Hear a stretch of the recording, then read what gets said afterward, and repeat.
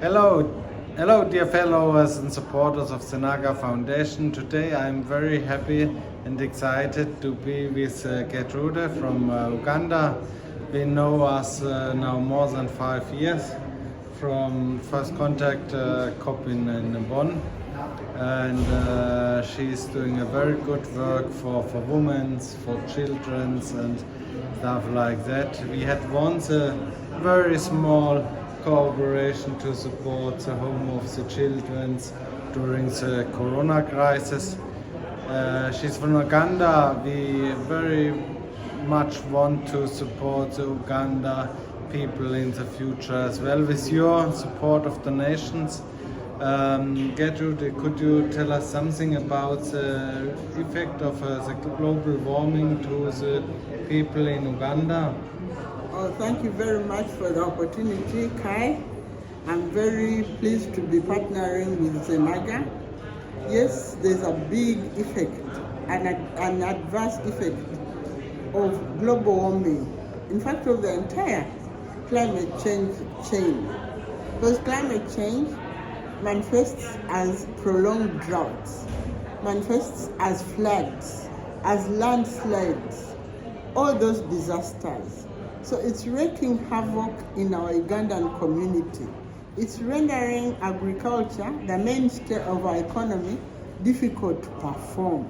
So there's widespread food shortages, and in some areas like Karamoja, there's outright famine. People are actually dying. Livestock is dying. The place is dry. There's no food production. So that's what climate change is doing. So Gertrude, you represent an organization called SWAGEN. Could you explain us what you are doing? Support for women in agriculture and environment, which is in short SWAGEN, is adapting, is helping communities to adapt to climate change for resilience and for recovery. We are advancing energy saving stores, rainwater harvesting, tree planting for agroecology, for food and for food for good nutrition, but also to prevent soil erosion and to create nitrogen fixing in the soil. So we are doing a lot of work around adaptation in climate change, and we are working with the communities themselves. We are the community itself. I'm a community member. I'm a member of the community in which we work. We are trying to secure food security for the community by keeping the soils fertile with high water retentive capacity.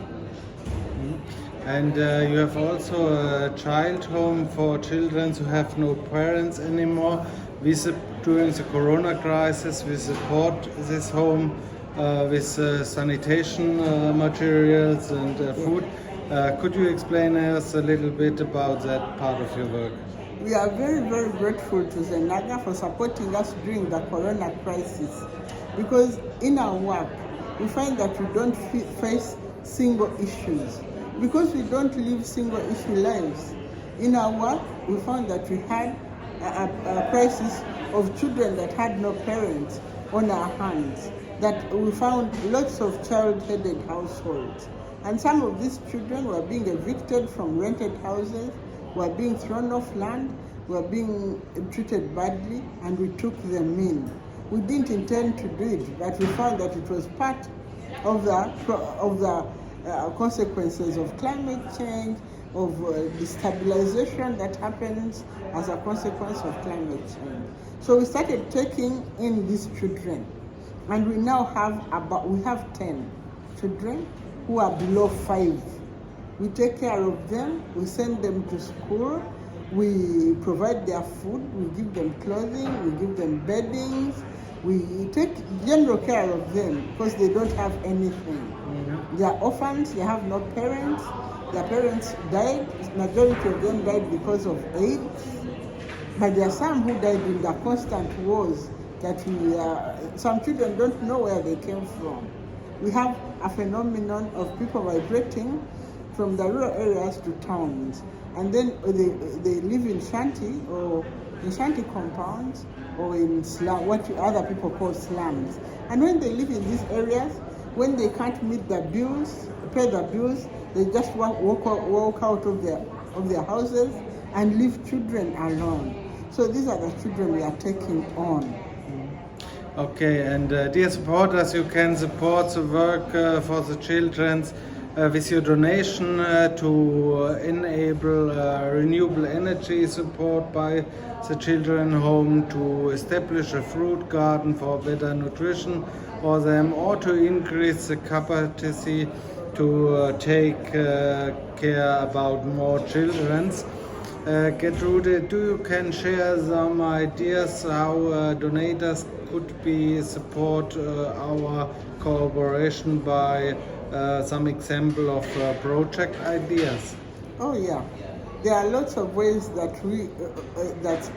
anyone who is interested in supporting us could do it. We would love to construct a children's home, a proper children's home, so that we can take in these 10 that we already have and more that are coming.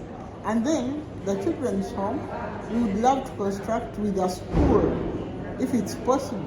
We have a school so that they have boarding facilities, and we can organize a feeding program for them at the school, and at the same time meet their educational needs, meet their clothing needs, meet their bedding needs at the school.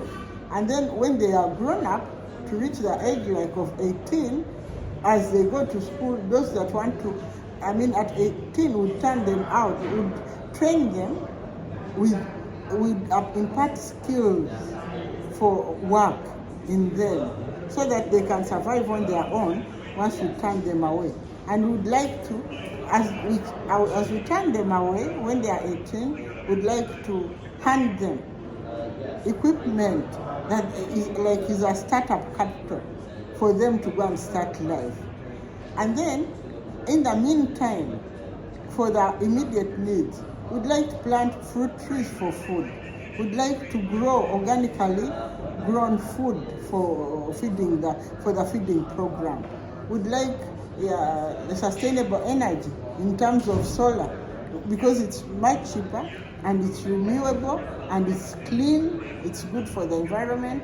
We'd like that for cooking, for lighting, to help us, to help the kids do at night if they want to do revision, to do their revision.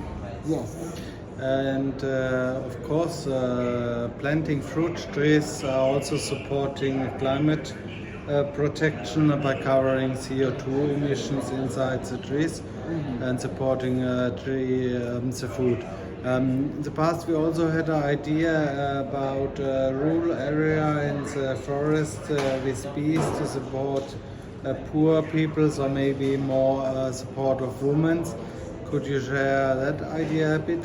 Yes, that idea was also adaptation to climate change, responding to the disasters that climate change brings upon the communities who are forest dependent.